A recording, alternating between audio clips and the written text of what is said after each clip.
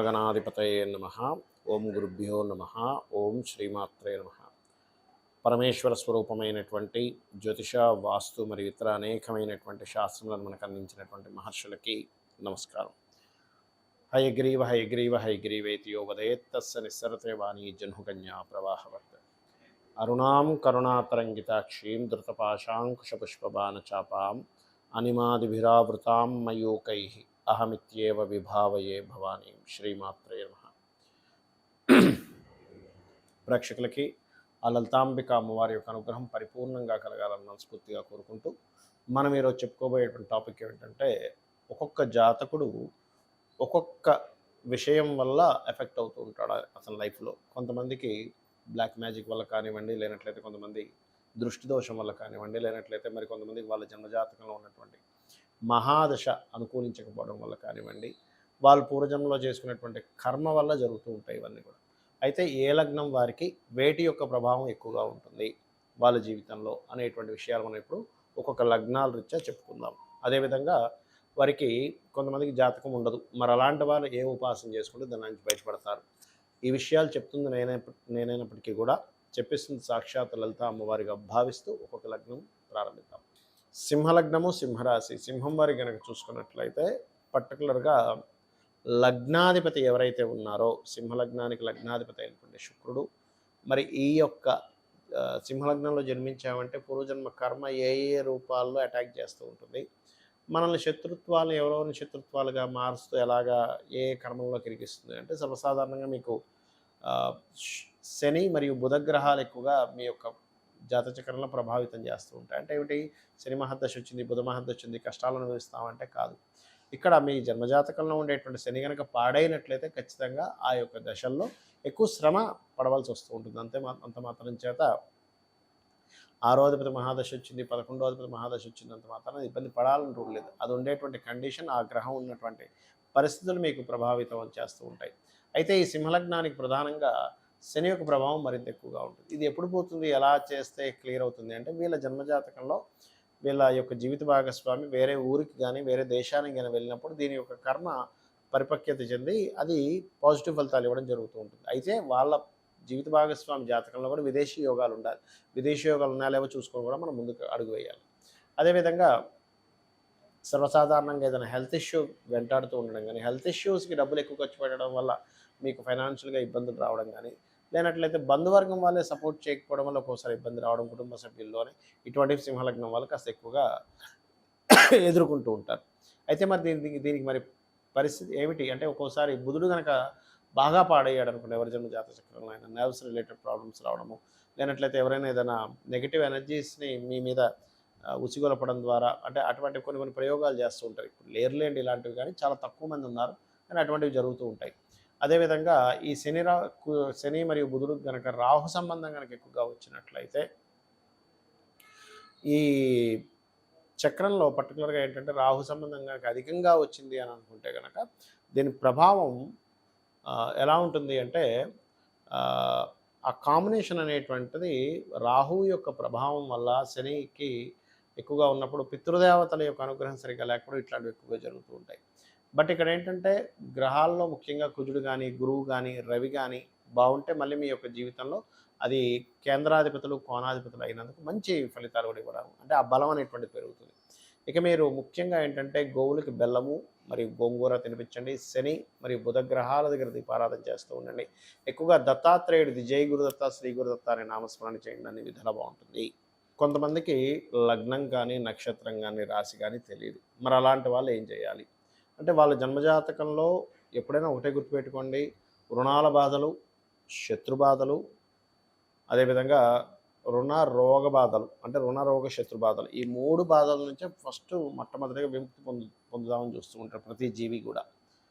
అయితే ఈ యొక్క అంశం అనేటువంటి ప్రతి జీవికి ఉంటుంది, మనుషుడికి మాత్రమే కాదు. మరి ఈ జాతకం తెలియనప్పుడు ఏం చేయాలి అంటే, సూర్య ఆరాధన అన్నిటికంటే ముఖ్యమైనటువంటి సూర్య ఆరాధన చేయండి.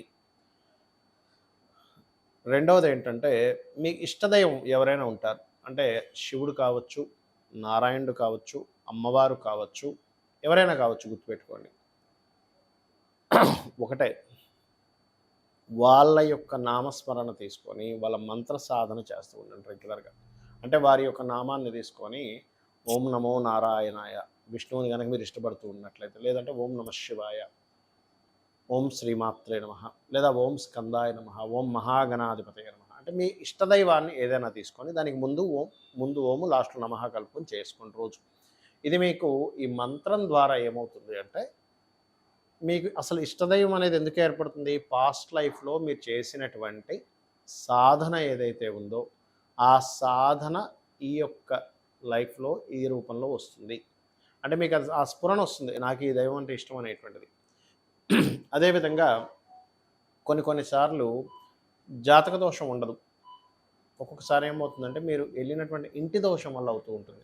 అంటే మీరు బాగా అబ్జర్వ్ చేసి ఈ ఇంటికి వెళ్ళినప్పటి నుంచే నాకు ఇలా జరుగుతుంది అని అనుకున్నప్పుడు మాత్రం మీరు తక్షణమే ఆ ఇల్లు ఖాళీ చేసి ఇంకో ఇంటికి వెళ్ళి మారిపోండి. లేదండి మాది సొంత ఇల్లు అండి, సొంత ఇల్లు అయినా సరే ఇంకా ఈ ప్రాబ్లం ఇట్లాగే ఉంటుందా, మేము మార్చుకోలేమా అంటే, ఖచ్చితంగా సొంత ఇల్లు అయినప్పుడు మీరు వాస్తు చూపించుకొని మీరు మార్చుకోవచ్చు.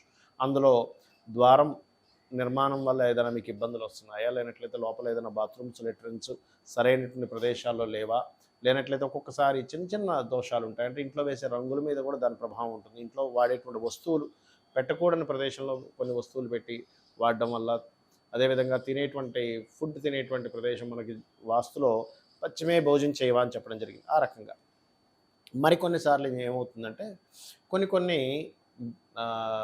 నెగటివ్ ఎనర్జీస్ మనకు తెలియకుండా మనం వాటిని కనెక్ట్ అవుతూ ఉంటాం. అంటే అలాగా ఎవరో మంత్రించినటువంటి కొన్ని పదార్థాలని రోడ్ల మీద వేయడమో ఇట్లాంటివి చేస్తూ ఉంటారు. అలాంటప్పుడు వాటి యొక్క నెగటివ్ ఎనర్జీ ప్రభావం పడడం కానీ, లేనట్లయితే ఒక్కోసారి పితృదేవతలకి చేసుకోకపోవడం వల్ల, అంటే మీ యొక్క పూర్వీకులకి చేయవలసినటువంటిది ఏదైనా చేయకపోయినా కూడా వాళ్ళ యొక్క ఆత్మ సరైనటువంటి దీంట్లో, అంటే వాళ్ళ సోల్స్ బాధపడుతుండడం వల్ల అది ఫ్యామిలీస్ మీద ఉంటుంది. అలాంటప్పుడు మీకు కొంతమందికి ఎలా ఉంటుందంటే చేయాలని ఉంటుంది వాళ్ళకి, కానీ వాళ్ళ మరణించినటువంటి తేదీలు కానీ లేనట్లయితే తిథులు కానీ తెలియవు. అలాంటప్పుడు తేదీ తెలిస్తే మనకి సిస్టంలో కొడితే ఏ తేదీ ఏ నక్షత్రం ఏ తేదీ నాడు జన్మించారు అనేటువంటి తెలుస్తుంది. అలా కూడా తెలియనటువంటి వారు కనీసం అమావాస్య నాడు వారి పేరు మీద స్వయం పాకం ఇవ్వండి, గుర్తుపెట్టుకోండి. అలాగే మరొక విషయం ఏంటంటే, ఇక్కడ చూసుకున్నట్లయితే ఈ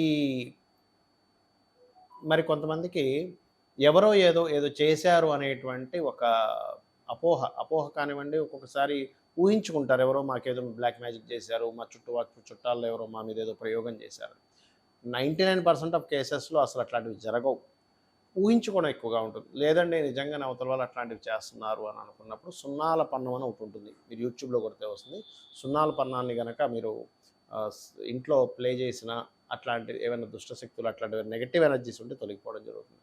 అయితే సర్వసాధారణంగా మనకి నిజంగా వచ్చే నెగిటివ్ ఎనర్జీస్ కంటే మనంతట మనం ఎక్కువగా క్రియేట్ చేసుకుంటూ ఉంటాం. మన ఆలోచన విధానంతో, మన యొక్క అనవసరమైన నెగిటివ్ ఫీలింగ్స్తోని, నెగిటివ్ రిలేటెడ్ సంబంధించిన దాంతో అనవసరంగా క్రియేట్ చేసుకొని అనవసరంగా ఆ రకంగా మనం దాన్ని పాడు చేసుకుంటూ ఉంటాం. కాబట్టి ఈ యొక్క విషయాల్లో ఇటువంటివి మీరు మెయిన్గా చేస్తూ ఉండండి. అదేవిధంగా మరొక విషయం ఏంటంటే, ఇక్కడ గమనించుకున్నట్లయితే వీటితో పాటు ఇక్కడ ఈ లగ్నం వారికి, ఈ రాశి వారికి అనేటువంటిది స్పెసిఫిక్గా ఉంటుంది. వారు మాత్రం ఆ లగ్నము, ఆ రాశి, ఆ నక్షత్రం తెలిసిన వారు మాత్రం ఇప్పుడు నేను చెప్పినటువంటి వీడియోలో ఏదైతే మొదట్లో చెప్పాను దాన్ని మీరు ఫాలో అయితే కూడా సరిపోతుంది. ఇక కొన్నిసార్లు ఏమవుతుందంటే దశ బాగోదు, అంటే మహాదశ మారినప్పటి నుంచి ఇబ్బంది వస్తుంది. అలాంటప్పుడు ఆ మహాదశ నాదుడికి వెళ్ళి మీరు ఆ గ్రహానికి చక్కగా మీరు దీపారాధన చేయడము, లేనట్లయితే ఆ గ్రహ సంబంధించిన దానం ఇవ్వడం చేయండి. గోశాలకు రెగ్యులర్గా వెళ్తుంటే కూడా మీకు ఉండేటువంటి పూర్వజన్మ కర్మ అనేటువంటి తొలగుతుంది. గోశాలకు వెళ్ళి ప్రధానంగా మీరు బెల్లం గోవులకు తినిపించడము, అదేవిధంగా ఎక్కువ అప్పులు ఉన్నటువంటి వారు గోంగూర గోవుకు తినిపించి ఓం అపర్ణాయ నమః అనేటువంటి మంత్రాన్ని గోశాలలో కనీసం ఒక 40 నిమిషాల నుండి కనుక చేస్తున్నట్లయితే త్వరగా మీ అప్పులు తీరేటువంటి ఛాన్సెస్ ఎక్కువగా పెరుగుతాయి. అదేవిధంగా మరింత ఎక్కువగా శనికి సంబంధించిన దోషాలు ఎక్కువగా ఉన్నాయండి, చాలా పీడన అనుభవిస్తున్నాం అనుకునేటువంటి వారు మూకుల్లో ఒక నూనె వేసి ఆ నూనెలో మీ ఫేస్ని చూసుకొని ఆ నూనెని శివాలయంలో దీపారాధన కోసమని ఇవ్వండి. ఇచ్చినట్లయితే మీకు ఆ దోషం అనేటువంటి తొలగుతుంది. ఇది కూడా శనివారం చేయండి. ఖచ్చితంగా మరింత ఎక్కువ దోషాలు ఉన్నాయనుకునేటువంటి వారు లలితా సహస్రనామాల్లో ఓం అనాకలిత సాదృశ్య చుబుక శ్రీ విరాజితాయే నమః అనే నామస్మరణ చేయండి. ఖచ్చితంగా అన్ని విధాలా బాగుంటుంది. శ్రీమాత్రే నమః.